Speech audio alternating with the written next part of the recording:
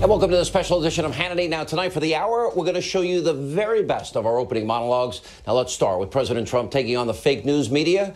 Now, that's done just about everything they can to damage, delegitimize, and destroy the commander-in-chief. The liberal press has viciously attacked this president while completely ignoring his long list of accomplishments.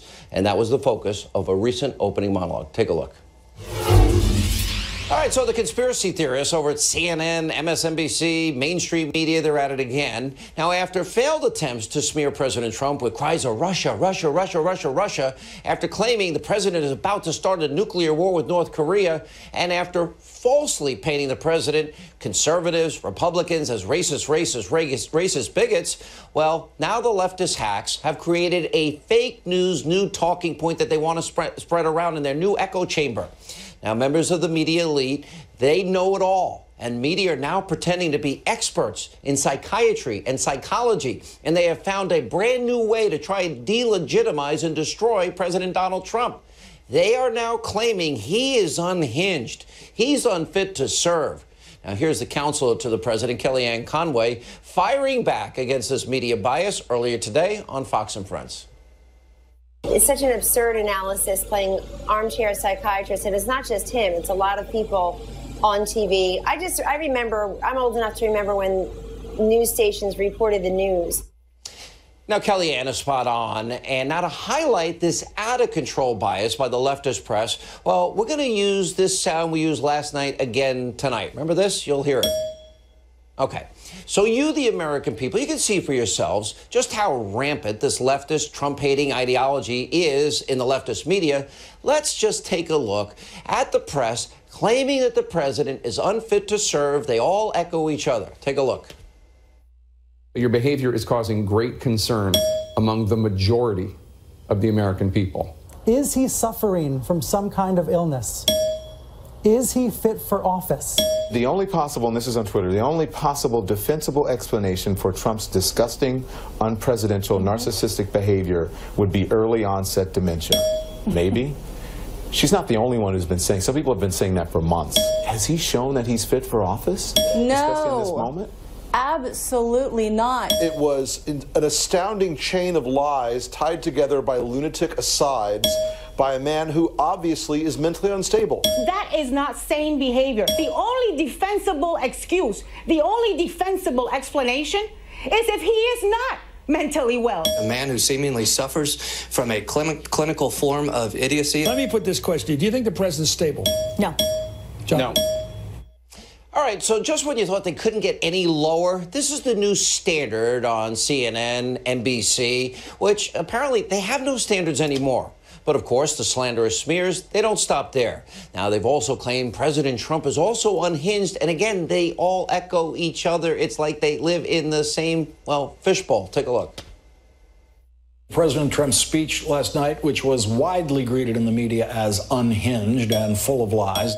An alarming warning from the former boss of U.S. intelligence after a wild and angry and sometimes unhinged campaign rally. He's unhinged. It's embarrassing. That was a president totally unhinged. There's little doubt about that for anyone watching. I think that the president is unfit. I think the president is unhinged. But many of us have known that for 18 months. What we're dealing with right now is a problematic president, an irrational president. He is obviously desperate. I think he must know at some level, somewhere, that he is failing miserably. All right, now it's time for me to diagnose them. I'll put up the same degrees that they have. Right there, there's my degree. They're suffering from being a bunch of overpaid, pampered, way out of touch people that have no clue what life is like for real Americans, and they're suffering from Trump derangement syndrome. See, I got my degree. Now, whatever happened to the media reporting truth and facts and being fair, balanced, objective? What we're seeing now is beyond media malpractice. They are doing a tremendous disservice to you, the American people, and the country by continually spreading lies and falsehoods about the president and advancing their agenda. Now, they're so blinded by this hatred of the president, it makes them completely, seemingly incapable now to hardly ever tell the truth. And don't forget, these so-called journalists, they're supposed to be informing you about the news of the day. They were the same people exposed by WikiLeaks for doing what? colluding with Hillary Clinton's campaign. Now take a look at the examples right there on the side of your screen. The media has been exposed again and again and again as being massive purveyors of phony fake news. And that's why the president rightly continues to call them out almost on a daily basis. Now, it has created in this country a massive informational crisis. And right now, the left has zero credibility with most people. Just look at their approval ratings. The press is so fixated on going after this president and taking him down and his family down and the people close to him down. Well, they don't care any longer about getting it right, and they don't care about telling the truth. That's sad. One example we have recent is the New York Times. Earlier this month, they were reporting that Vice President was running a shadow campaign. I'm planning on running against the president in 2020. The Vice President said it's absolutely false. That is one of literally hundreds of examples of fake news. And instead of reporting the facts, the liberal press, they're more focused on advancing their leftist, ideological, extreme political agenda. They create conspiracy theory after conspiracy theory. They smear the president every single chance they get now. And the media, well, they never reported the truth about the mess that President Obama left behind. And they're not reporting on what this president has accomplished, what his agenda is, what his solutions are, and how he's trying to fix things. They seemingly don't care about the people that should matter the most. Forgotten men, forgotten women in this country who made the big difference in this election that are suffering daily. Now, I honestly think we're the only show that talks regularly. 50 million Americans on food stamps, 13 million more under Obama, 50 million Americans in poverty, 8 million more after Obama, 95 million Americans out of the labor force. Now it's down to 94 million, but under Obama, the lowest labor participation rate since the 70s. Under Obama, the worst economic recovery since the 40s. The lowest home ownership rate under Obama in 51 years, and Obama doubled the national debt. And I can go on all night. Now, these are facts. The media never told you the entire election season about these things. And now that President Trump is in office, well, now the media is changing their tactics. They just refuse to report on this president's accomplishments because, what, it'll make them look good? Now, since members of the lazy press, they aren't interested in doing their job, well, I guess I'll do it for them. Here's everything. We'll go through the whole list tonight that the media will not tell you about the president's accomplishments. And by the way, this is not even a full list. And to emphasize all of these, we'll go back and we'll bring our ding sound back to get the tone-deaf media's attention. Let's go through them. He nominated, the Senate confirmed, the originalist he promised, Neil Gorsuch for the Supreme Court. The stock market is now at an all-time high. Consumer confidence is at a 16-year high. Under President Trump, more than 1 million jobs have been created for people who need them. Mortgage applications for those new homes now has gone up to a 7-year high. Unemployment rate right now, under President Trump, a 16-year low. The president signed the Promoting Women in Entrepreneurship Act. Success. He's gutted Obama-era regulations. The president has also ended the war on coal. He weakened these ridiculous Dodd-Frank regulations. The Trump administration is promoting buying and hiring American. We need the jobs. We're seeing investments for major businesses. Foxconn, Toyota, Ford, all these others promising to spend millions on plants and factories and manufacturing centers here in America. The president's policies have greatly reduced illegal immigration by over 70%. Bids for the border wall, that's underway. President's trying to secure congressional funding. That's a win. The administration's fighting back against sanctuary cities. The president created the Victims of Immigration Crime Engagement Office. He's changed the rules of engagement against ISIS. He drafted a plan to defeat ISIS. The president worked to reduce the cost of the F-35 fighter jet, saving you money. The White House imposed a 5-year lobbying ban. The president sanctioned Iran over its missile program. And as commander-in-chief, he responded to Syria's use of chemical weapons. The White House also introduced the tax reform plan. The administration is renegotiating NAFTA. The president withdrew from the Trans-Pacific Partnership, another campaign promise. He removed the United States out of the Paris Accords, another key promise. The president created a task force to reduce crime. The Justice Department is targeting brutal gangs like MS-13. The president signed an executive order to promote energy independence, which we need, and economic growth. He signed executive orders to protect police officers. He signed an executive order to target drug cartels. The president also signed an executive order for religious freedom. The Trump administration is working to send education back to the states, which is smart. The president's fixing finally the Department of Veterans Affairs.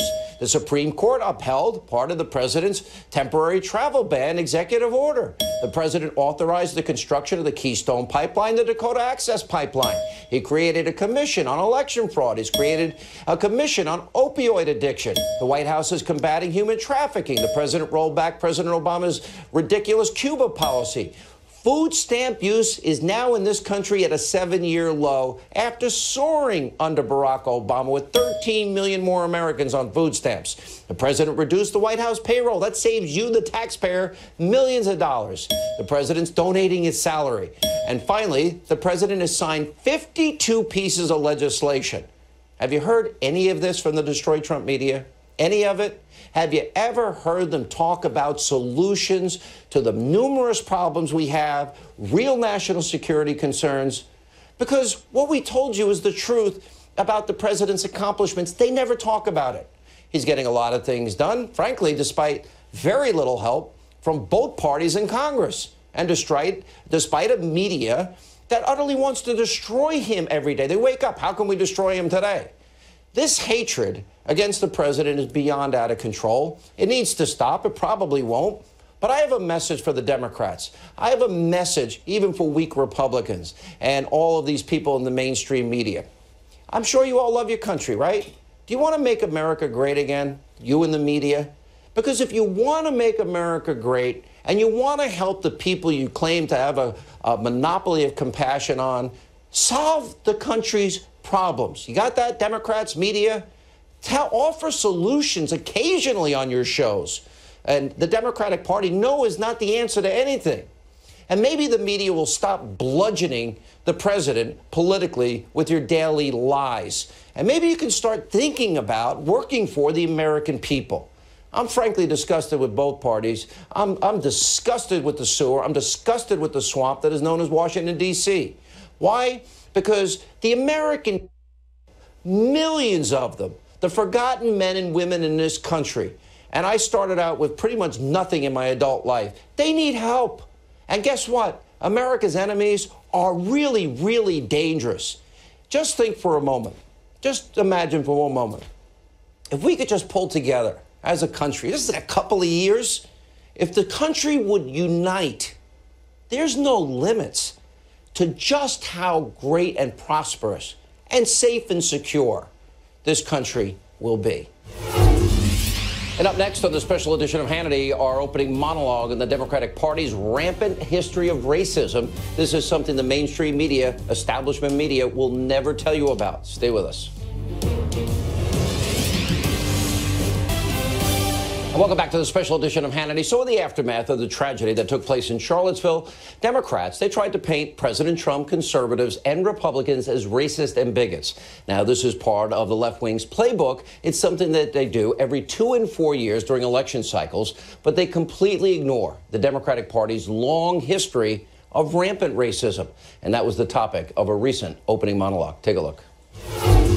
Tonight, we need to talk about the Democrats and their rampant history of racism. This is something the Democrats, their allies in the liberal media, they're never going to tell you about either. Every 2 years, every 4 years, they pull out their political ads. They tear the country apart in a pathetic, it's their only playbook, attempt to win votes. They divide Americans. Want the proof? We've got the proof. Take a look. When you don't vote, you let another church explode. When you don't vote, you allow another cross to burn. On June 7, 1998, in Texas, my father was killed. He was beaten, chained, and then dragged 3 miles to his death, all because he was black. So when Governor George W. Bush refused to support hate crimes legislation, it was like my father was killed all over again.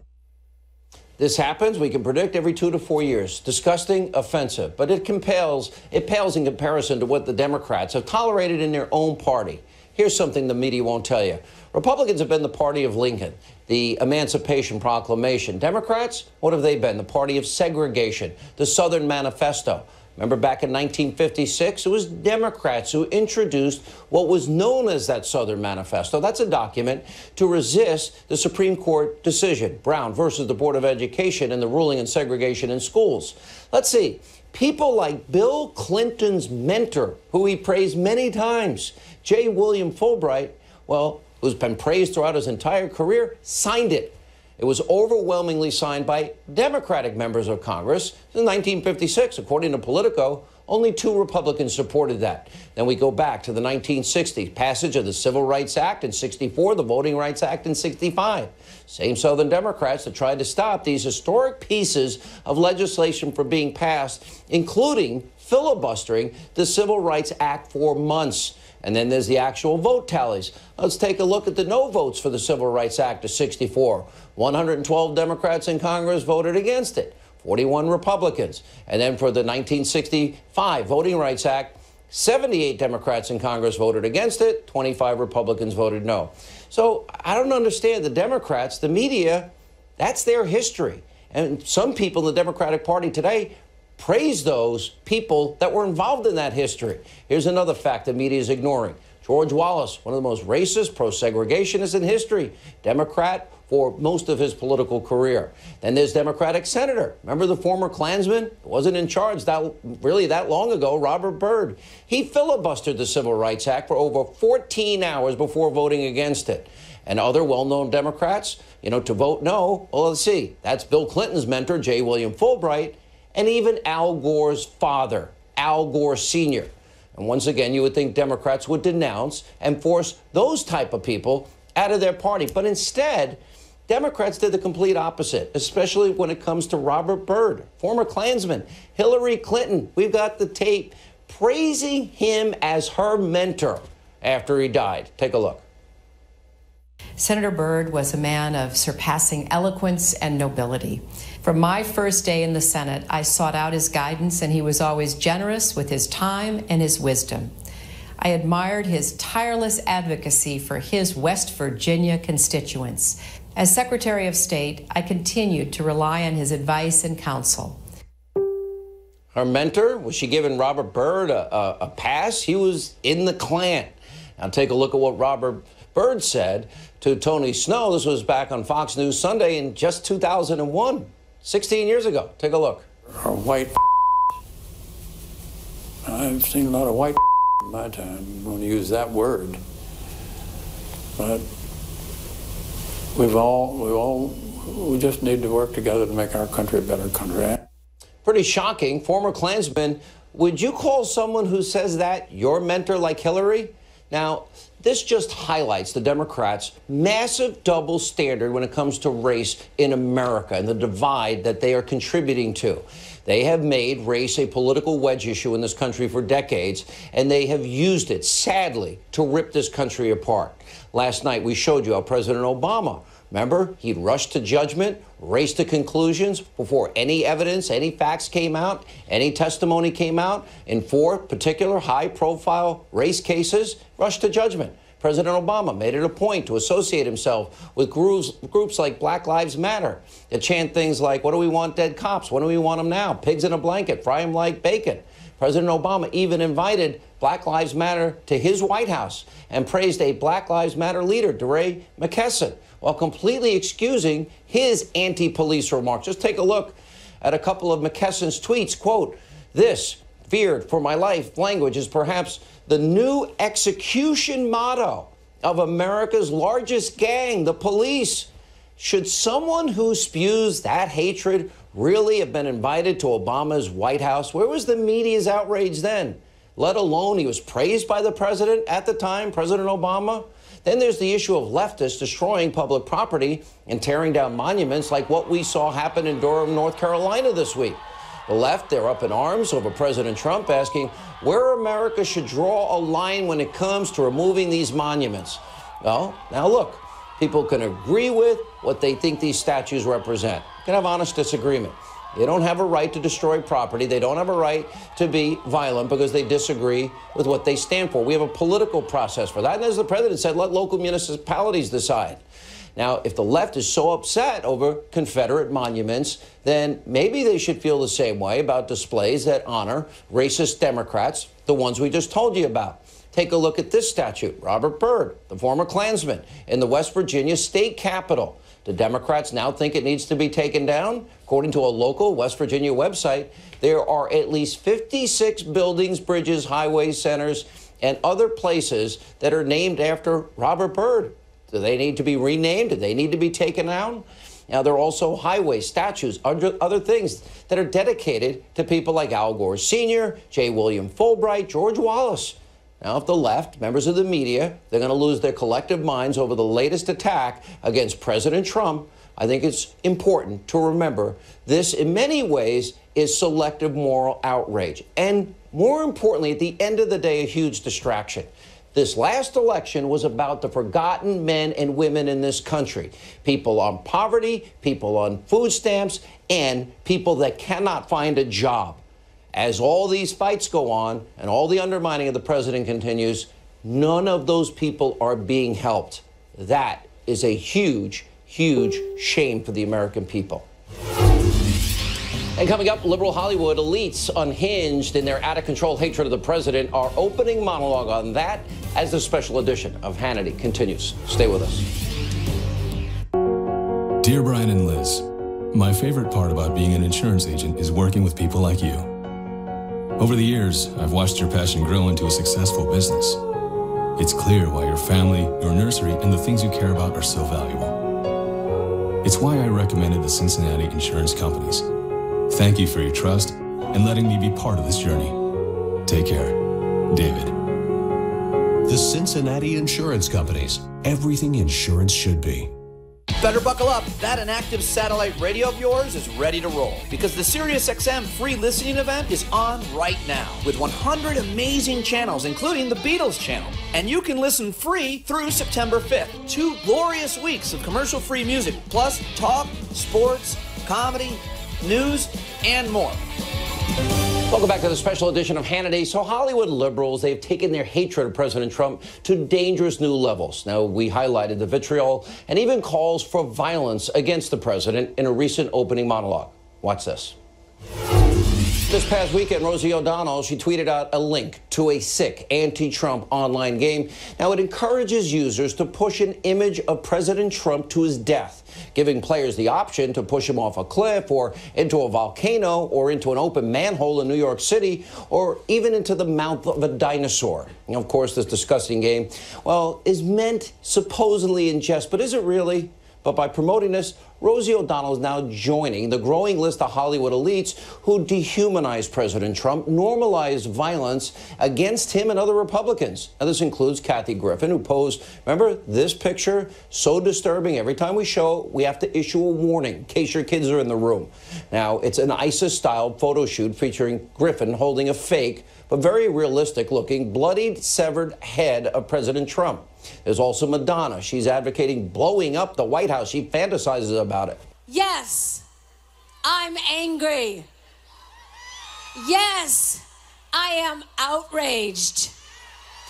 Yes, I have thought an awful lot about blowing up the White House. Think an awful lot about blowing up the White House. Now, you might also remember this Snoop Dogg music video. Remember, that featured a mock execution of a person dressed as President Trump. Take a look at this.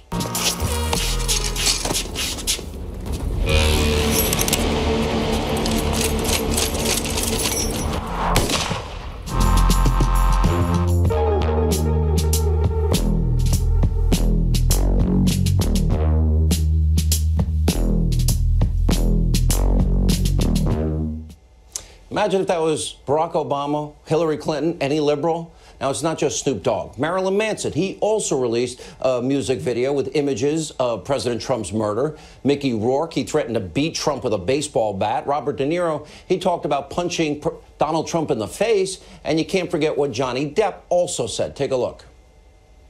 When was the last time an actor assassinated a president?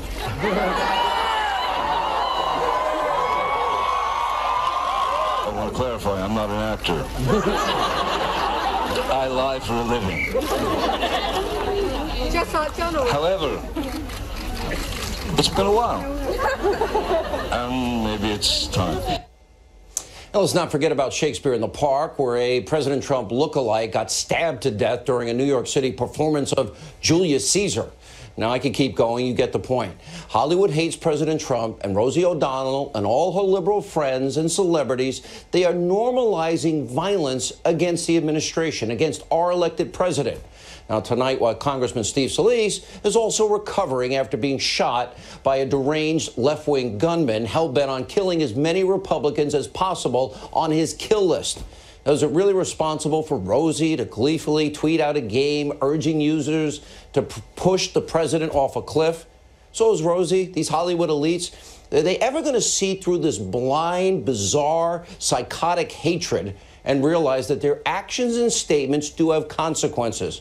And finally, is Hollywood ever going to stop rooting for the president to die, to fail, to get impeached, and maybe start rooting for this country to succeed? I doubt that's ever going to happen. And coming up, North Korea continues to show signs of aggression. Our opening monologue on how Bill Clinton set the stage for a nuclear North Korea. Stay with us on this special edition of Hannity. Nuclear threat now comes after years of appeasement and capitulation from Presidents Bill Clinton and Barack Obama. Let's take a look at that opening monologue.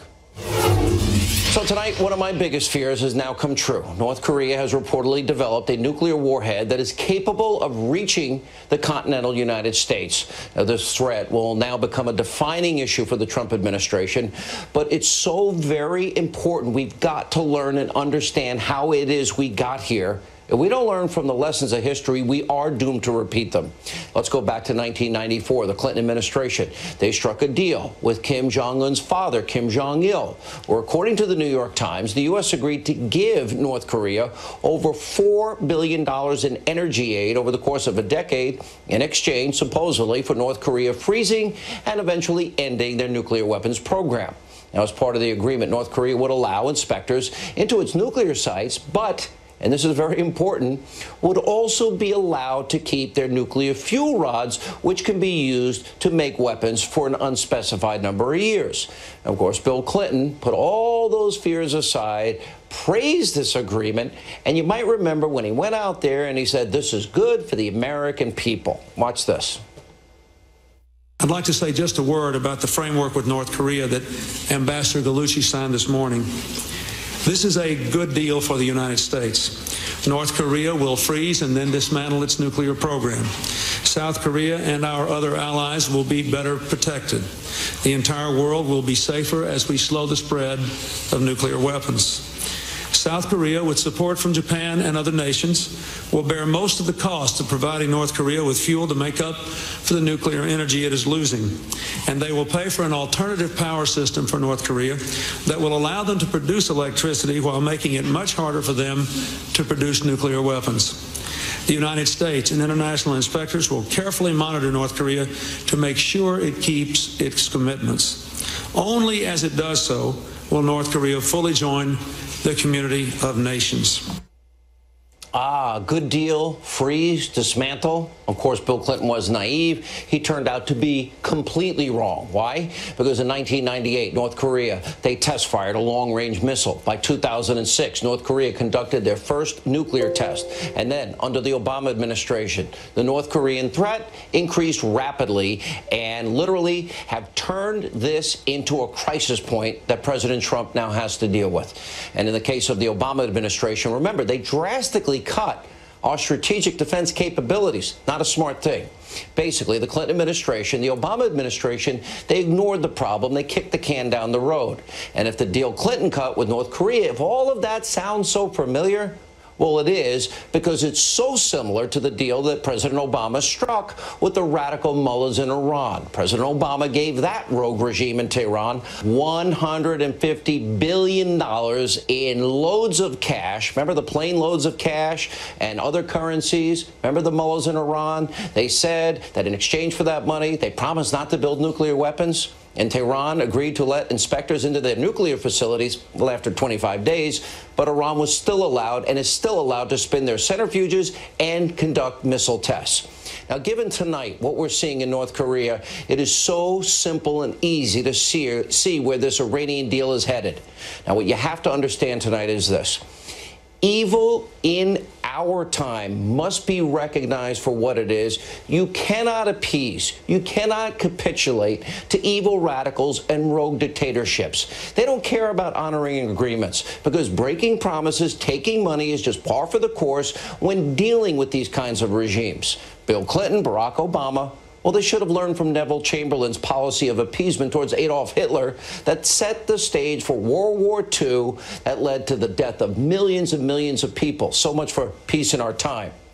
Years ago, I wrote a book. It's called Deliver Us from Evil. In this book, after a lot of research, I talked about how Stalinism, the former Soviet Union, fascism, Nazism, Imperial Japan, the killing fields Cambodia, even 9/11, 2001, resulted in the deaths of, between that period, over 100 million human souls. And in spite of all of that, there is a mindset today that says, oh, evil can't happen in our time. Well, I hate to be the bearer of bad news. Yes, it can, and it might very soon.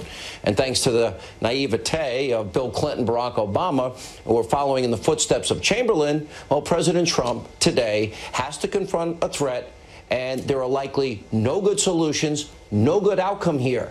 The United States Security Council on Saturday, they did vote unanimously to sanction North Korea. By the way, China, Russia jumped on board. It's a good step. But we're dealing with an unpredictable madman. His name is Kim Jong-un. And he wants and has nuclear weapons. He doesn't seem to understand, doesn't seem to even care about the idea of mutually assured destruction like the former Soviet Union did. And here's what we know. North Korea reportedly, well, they're now working to get the ability to put a nuclear warhead on missiles capable of hitting the United States. That means cities like Boston and Massachusetts, New York City. Millions of people could die. And Kim Jong-un is also reportedly testing out launching missiles from submarines. So here's what all of this means. The president tonight now faces a clear and present danger, not only for the United States, but now the entire world. Best case scenario, okay, let's say we form a coalition. We launch a massive military operation, take out North Korea's nuclear sites. Here's a problem with that. Well, that would likely obliterate North Korea and lead to fallout like we've never seen before. And let's say we're not successful or not as fast as we want to act. And let's say Kim Jong-un is able to respond, retaliate. And South Korea, Japan, maybe even China could see human tragedy at a level that no one could ever have imagined. So let me be clear. Well, I'm mad that, literally stupid decisions in the past were made when it comes to trusting dictators, rogue regimes. The world needs to take a stand tonight. We must confront this evil in our time before it's too late. And coming up on this special edition of Hannity, there are 5 forces that are actively working to damage and destroy President Trump. We'll explain that and more next.